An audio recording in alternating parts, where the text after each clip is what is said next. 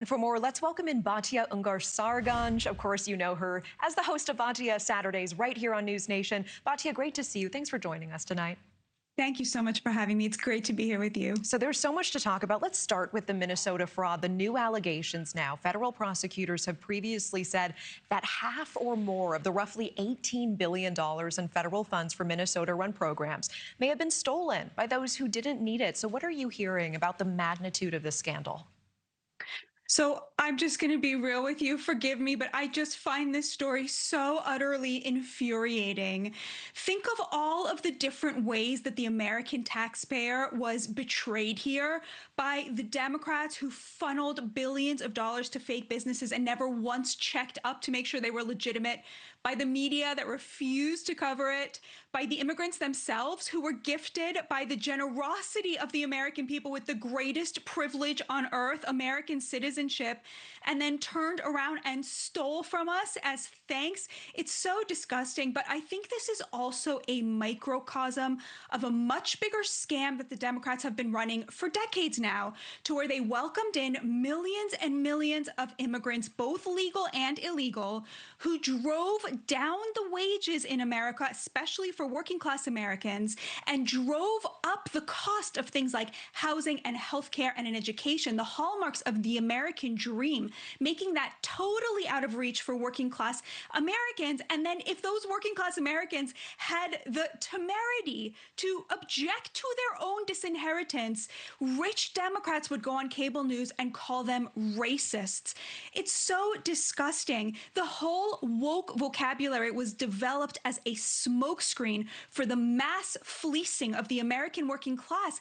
And I think that is just a mirror image for what we're seeing with this Somali fraud and why people are so enraged about it, because they've been noticing this for so long and they were silenced if they called it out, and no more. I think that's what we're seeing right now in this moment. And so many eyes, of course, on Governor Tim Walz now. We see GOP House Majority Whip Tom Emmer, representing Minnesota, of course, claiming on X. He says Tim Walz sat idly by, refusing to address this for years, adding that it's, quote, impossible Walz's administration didn't know about it. Now, the governor's press office, for its part, put out a statement claiming that Walz has, quote, worked for years to crack down on fraud and asked the state legislature for more authority to take aggressive action. Where does the blame lie here, in your opinion? I mean, this is allegedly billions in taxpayer dollars. I mean, definitely Governor Walz had a role in it. We saw him bragging about making it easier for, minorities to start small businesses during the debate with J.D. Vance before the election.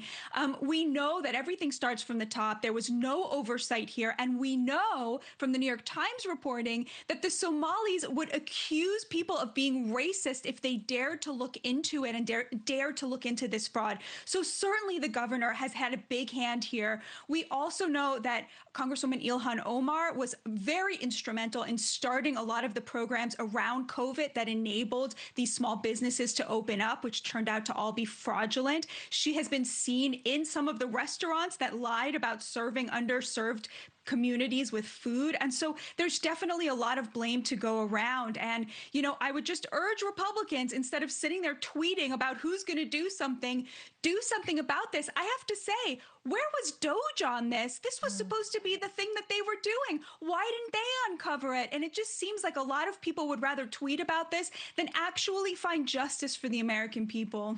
Okay, and with the time we have left, I also want to look ahead to 2028, specifically the Republican side. It feels early, but we have polling data already, and we want to talk about J.D. Vance. This is a new poll by Atlas Intel showing a drop in support in hypothetical primary, in this primary for the next presidential election. So he's still at the top, but now at 47% compared with 55% back in September. I want to get your take on all of this, as well as the three front runners we're seeing right now. How different do you expect this will be going forward? Looking forward to it. I love a bit of a competitive primary, I have to say. I do not think he's a shoo-in, far from it. I don't think that the president has signaled that J.D. Vance is his heir apparent. I talk to working class people all the time who love President Trump and really do not love J.D. Vance. So I think that the field is wide open. What are they telling you? Why is that? I think, first of all, there's a maturity gap. I think that President Trump comes off as very authentic. Even if you don't like him, he's always being himself. Whereas the vice president, I think, comes off as very calculated. He's changed his mind on a lot of his views. There was that quote that we talked about last week in the Vanity Fair article where Susie Wiles herself said that she thought that he was a very political animal and that a lot of his views stemmed from where he wanted to position himself. And I think that people read that off of him. They get that vibe. Thank you for watching. Subscribe below and download our NewsNation app right now on your phone, and you will get fact-based, unbiased news for all Americans.